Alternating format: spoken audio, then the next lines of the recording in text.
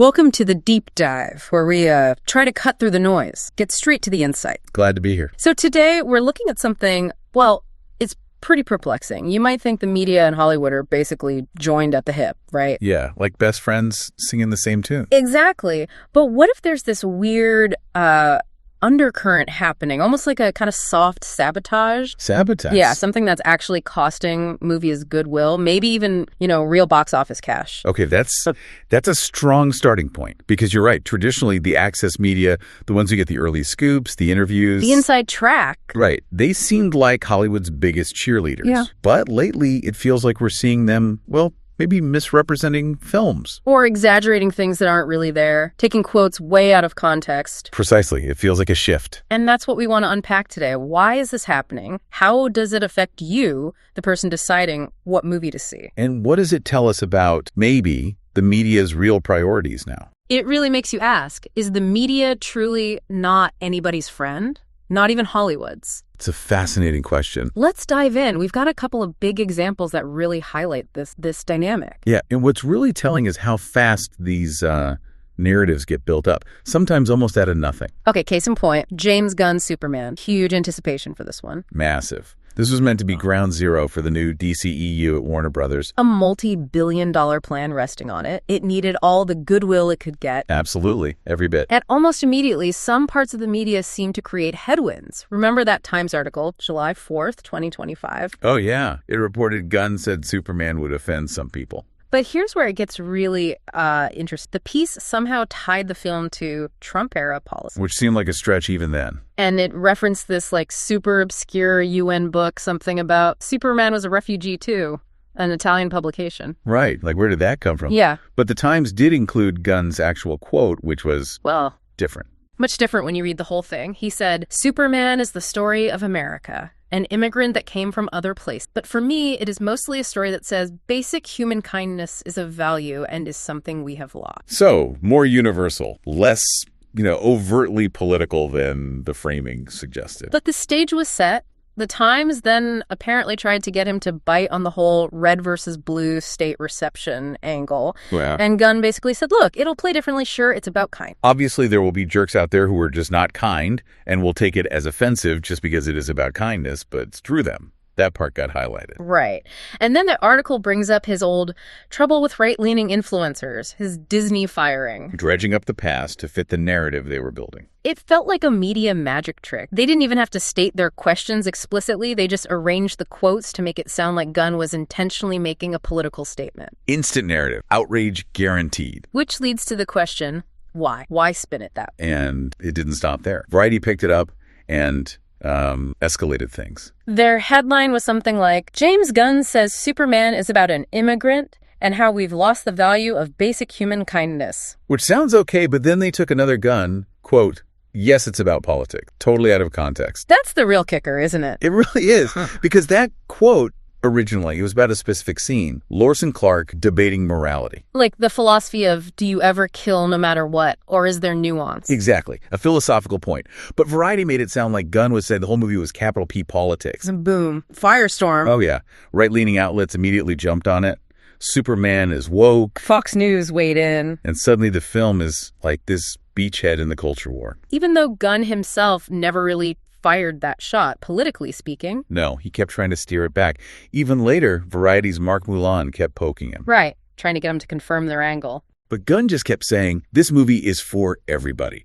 I'm not here to judge people. It's a movie about kindness. But his brother, Sean Gunn, he kind of took the bait, didn't he? He did. Said something like, Superman is an immigrant. If you don't like that, then you're not American, which, fanned the flames. So the damage was done. All these articles, this manufactured controversy, it definitely killed goodwill. And you have to assume it hurt the box office numbers.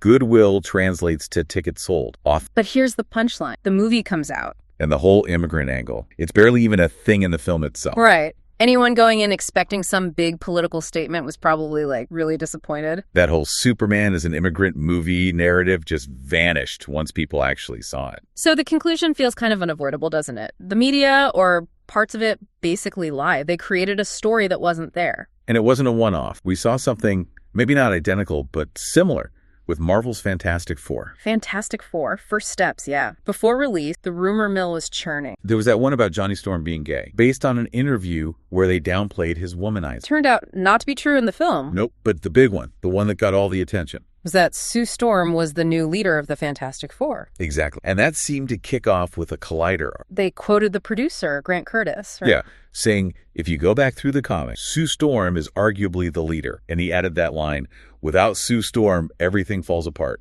Which the media sort of took as meaning she is the leader, not just that she's, essential. It was interpreted as a statement of fact about the movie's hierarchy. And the language in that Collider piece was interesting. Very. It sounded almost like a gender studies essay. Yeah. Talking about moving past the male gazing era of Jessica Alba's Sue. And how the movie refuses to acquiesce to a cute, sexy version of how men feminine strong words. Definitely loaded terms. It framed everything very specifically. And then you had actors' quotes feeding into it, maybe without meaning to. Pedro Pascal saying something like, I love being led. Yeah. I'm only inspired by. Powerful women have been the thing that has gotten me through being alive. Which, taken in isolation and added to Sue is the leader narrative. Yeah, it seems to confirm it. And other sites piled on. Comicbookmovie.com, big issue. Adding headlines like, as she should. Right, just reinforcing that specific interpretation. And the internet did what the internet does.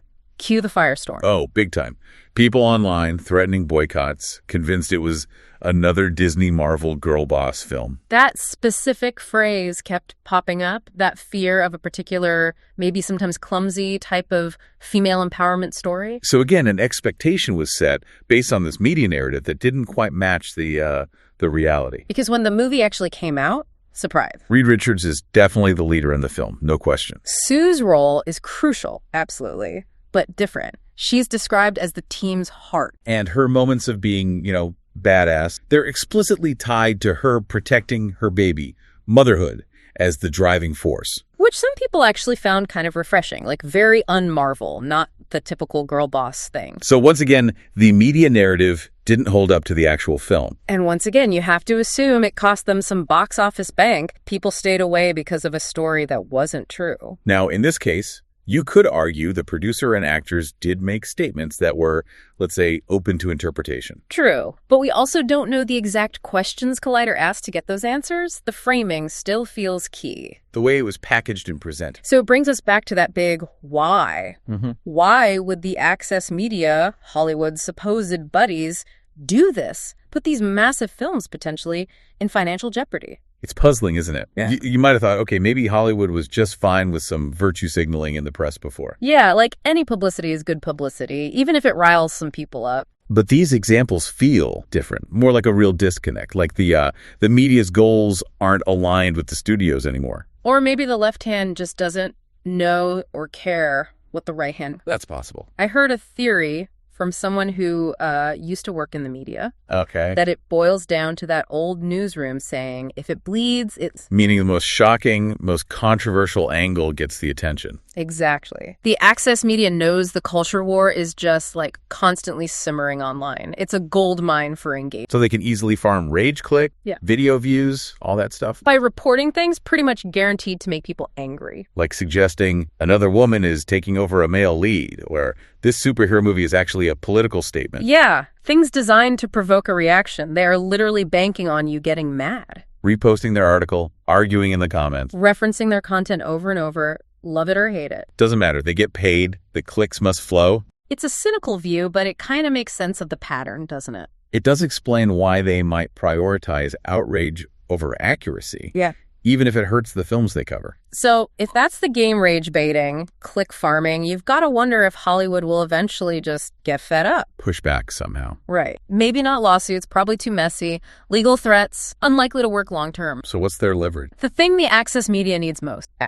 Cut them off. Exactly. No more early screeners, no press junket invites, forget one-on-one interviews. No set visits, no scoops, no exclusives. Basically turn off the tap. That would hit their bottom line hard. Yeah, for outlets that rely on that inside track, it could be devastating. Monetarily choke them. It might just force them to, stop biting the hand that feeds them. It's a power play, but maybe one Hollywood feels it needs to make. Yeah. There are definitely signs, small ones perhaps, that Hollywood is trying to dial back some of the socio-political stuff that dominated for a while. But trying to rein in the media once it's got a taste for this kind of engagement, it feels like trying to handle, I don't know, an angry chihuahua.